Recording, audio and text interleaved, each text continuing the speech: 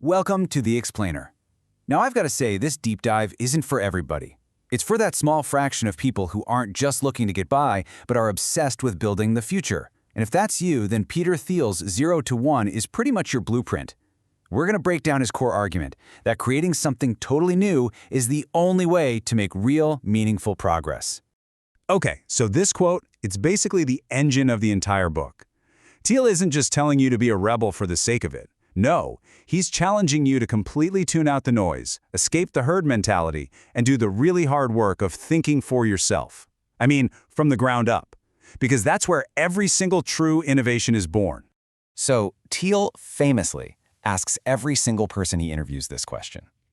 And you might be thinking, why this one? Well, it's because he believes your answer is like a window into the future. A good answer isn't just some random, unpopular opinion, right?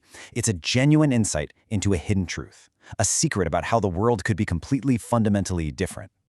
All right, so to really get what Thiel is talking about, you have to understand the book's title. It's not just a cool phrase, it actually represents two totally different ways of thinking about progress. And this distinction, it's the bedrock of his whole argument. And this slide just visualizes those two paths perfectly. On one side, you've got that rocket. That's what he calls vertical or intensive progress. This is technology, right? It's about doing something completely new, creating a capability that literally didn't exist before. And then on the other side, you see the factory line. That's horizontal or extensive progress. This is globalization, just taking something that already works and, well, making more of it. And this chart here just breaks it down even better. Going from 0 to 1, that's creating something from scratch. That's technology. Think about the leap from a typewriter to a modern word processor. It's a whole new world. Now, going from 1 to n, that's just copying what's already there. Making 100 more typewriters. One path creates brand new value, the other just kind of spreads existing value around. Okay, so this whole idea of creating brand new things, it leads us straight into one of the book's most controversial, most provocative arguments. He's about to make a full-on attack on something we all think of as a sacred cow in business, competition. I mean, this is what we're all taught, right? It's conventional wisdom 101. From your first economics class, you hear that competition is great. It's the engine of capitalism. It makes companies better, it lowers prices, it's all good. But Thiel? He says this is a flat-out dangerous lie. And there it is. Thiel argues the exact opposite of what we're all taught. He says competition isn't creative at all. It's destructive. Think about it. When you're in a hyper-competitive market, nobody's making any real money. Companies are so busy just trying to survive day to day that they have zero time or resources to think about big, bold innovation. And this table just lays out the difference so clearly. Look at perfect competition. Think of something like the airline industry. Any profits just get competed away until they're basically zero. The entire focus is a daily struggle for survival. But then look at a monopoly. They can pull in sustainable profits for years. And what does that let them do? It lets them think long-term, plan, and actually invest in game-changing innovation. So, okay, if competition is the enemy, then what's the goal? Well, Thiel has a name for it, the creative monopoly. And trust me, it's not what you think when you hear that word. See, this isn't about being a bully, crushing your rivals, or getting some special deal from the government. No way. This is about being so good, so innovative, that you create a whole new category for yourself. Just think about Google with search. They didn't really beat their competition. They just made the competition completely irrelevant by creating a product that was light years better than anything else out there. Man, in this line, it's such a brilliant flip of that famous Tolstoy quote.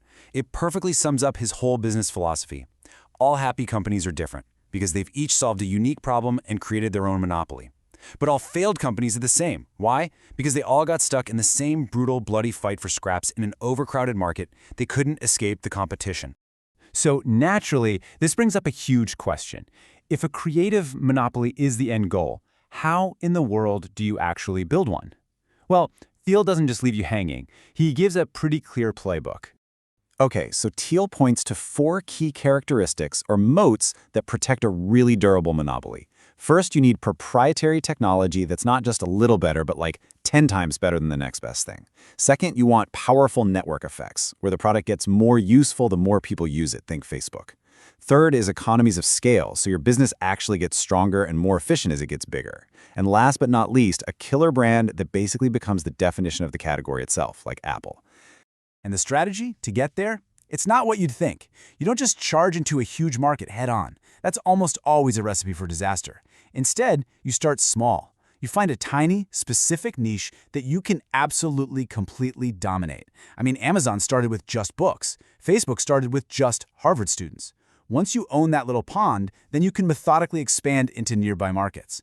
The goal isn't to be the first mover, it's to be the last mover, the one who makes the final, game-winning play and gets to enjoy the profits for decades. All right, let's get to the final piece of the puzzle here. This is the philosophical core behind creating something out of nothing.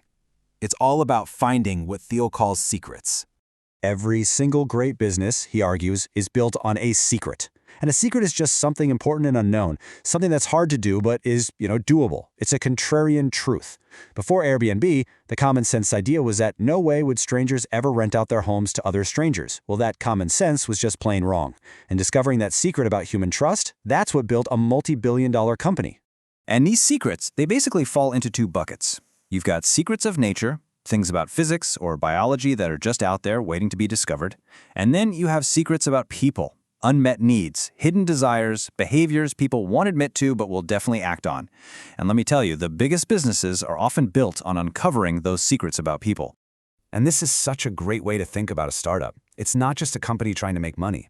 It's the biggest group of people you can get on board with the plan to build a different future. A startup, Thiel says, is basically the perfect conspiracy to change the world, because you're gathering people and resources to act on a secret vision that almost nobody else sees or believes in yet. So, this all brings us right back to the beginning, but with a business focus. It's Thiel's contrarian question, repackaged. And the answer is always, always a secret. The challenge of 0 to 1 is really a challenge to you. Can you look past all the noise of competition? Can you ignore the paths everyone else is taking and actually think for yourself about the hidden opportunities that could build a brand new, better future? So let me ask you, what valuable company is nobody building?